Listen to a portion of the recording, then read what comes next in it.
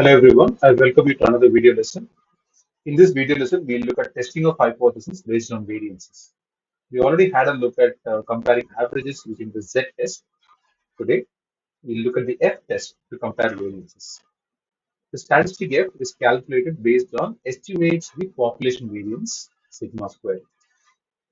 For a sample size n that is collected, we calculate the sample variance S square, and based on n and S square, we calculate an estimate of the population variances denoted by sigma bar square. Once we know the value of these estimates, namely sigma 1 bar square and sigma 2 bar square, we can calculate the value of the test statistic. One thing to note here is that the F value that we calculate is always chosen such that it is greater than 1. So once we calculate the value that statistic F, we compare it with the critical value. Now, unlike what we had in Z test, the critical value is calculated based on a term called the degree of freedom. For a given sample size of n, the degrees of freedom is calculated as a number that is 1 less than n. So if we have V as the degree of freedom, it is defined by the equation n minus 1. So the sample size of 9 will have a degree of freedom, which is 8. So when there are two samples of sizes n1 and n2, we'll have two degrees of freedom, namely v1 and v2.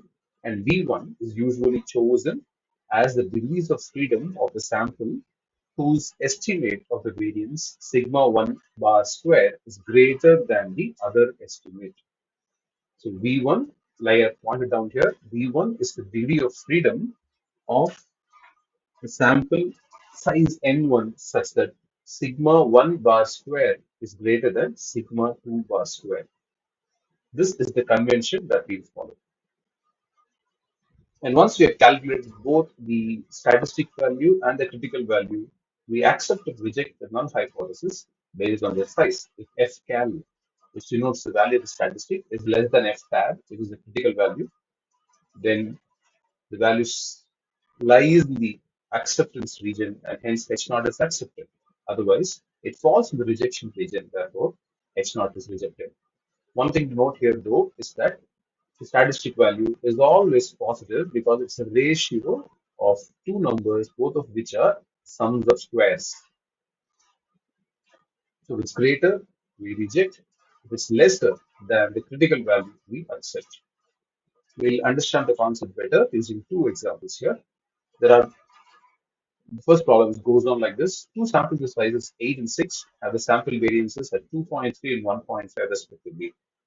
We check whether they can be considered as belonging to the same population at the 5% level of significance.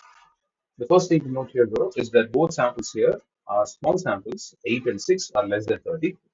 Now, we frame the null hypothesis such that the two population variances are the same. Now the framing here is important.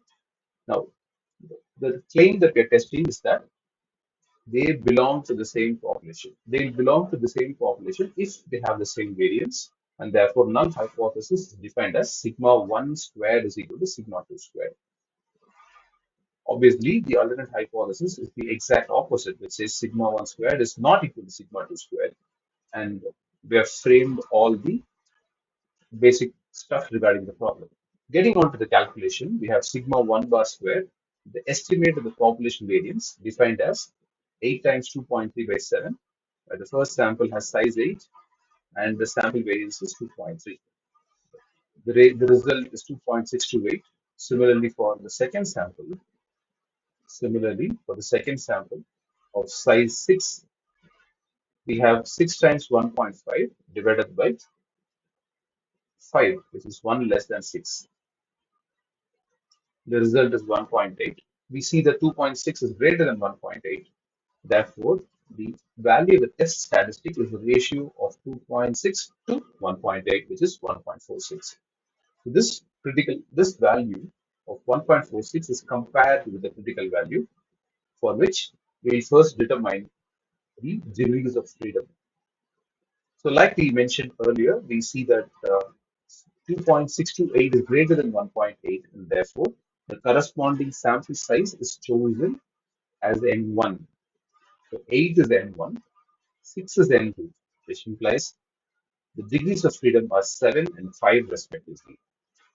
Now, we calculate the critical value by referring to a chart. This is different from what we did in the Z test. These charts are available in the internet and are also available in the appendix of any statistics textbook. They are given for different levels of significance. I have chosen the chart which has a significance level of 5%. So V1 is along the columns of this chart and V2 is along the rows of this chart. So to find the critical value, we find out the column corresponding to V1 at 7, the row corresponding to V2 at 5. This results in the critical value at 4.88. So this critical value of 4.88 is compared with the calculated value that is 1.46. So we do the comparison, we see that the calculated value is less than the critical value and therefore our test statistic falls in the acceptance region and therefore H0 is accepted. So we interpret the conclusion and we say that there is sufficient evidence to support the claim that the two samples are from the same population. Moving on to the second example, the sample variance may not be always given as part of the problem, like in this question here. Consider two samples given below. Test the claim that the samples belong to populations with identical variances, and we once again use a 5% level of significance. But the difference here, though, is that no sample variance is given as part of the question. The first sample has 5 observations, namely 21, 24, 26, 24, and 25. The second one has 6 observations. The sample sizes of 5 and 6, which are small samples. We define the null and alternate hypothesis. We say that the variances of the population are identical at sigma 1 square is equal to sigma 2 square, and the alternate hypothesis, which is the exact opposite. Here, the extra task that we do is to calculate the value of this sample variance. So the sample variance is calculated with a simple formula, which is summation of xi minus x bar the whole square by n, where xi will denote the individual observations in the sample and x bar will denote the sample average. We calculate the sample average, the sum of all the 5 observations divided by 5. You see that it is 120.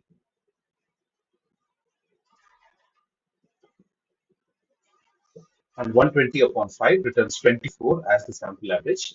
Calculating the sample variance, it is the deviation from each observation from the average. We see that the sample variance is 2.8. We make a note of this sample variance as the sample variance of the first sample. Repeating the same calculation for the 6 observations in the second sample, we see that the average is 30 and the sample variance comes down to 20.33. So the first sample variance was at 2.8. The second one is at 20.33. We see that the population variances of these two samples can be calculated as here. 5 times 2.8 by 4, which is 3.5. And 6 times 20.33 by 5, which is 24.39. Comparing the two sample, comparing the two estimates of the population variance, we see that 24.39 is greater than 3.5, and that will help us define the test statistic. So N1 is at 6, sigma 1 bar square is at 24.39, which means the V1, the degree of freedom of the first sample, is at 6 minus 1, which is 5. Similarly, we have the second sample having a degree of freedom as 4, and therefore the test statistic will have a value 24.39 upon 3.5, which is at 6.97. Now this 6.97, the value of the test statistic, is compared with the critical value. Now we once again refer to the same chart. This time we have the degrees of freedom at 5 and 4, 6 minus 1 at 5, 5 minus 1 at 4. Narrowing down the column and the row in the table for 5% level of significance, we see that the critical value is at 6.26. So therefore, we have the calculated value of the test statistic at 6.97 and the critical value as found out from the table at 6.26. Comparing both, we see that the calculated value is greater than the critical value, and therefore the test statistic falls in the rejection region, and hence H0 is rejected. So this gives us the interpretation that there is no significant evidence to support the claim that the two variances or the population from which samples are collected are identical. So this is a simple way to compare variances of samples using the F-test. I'll shortly meet you with another video on the chi-square test in the next video lesson.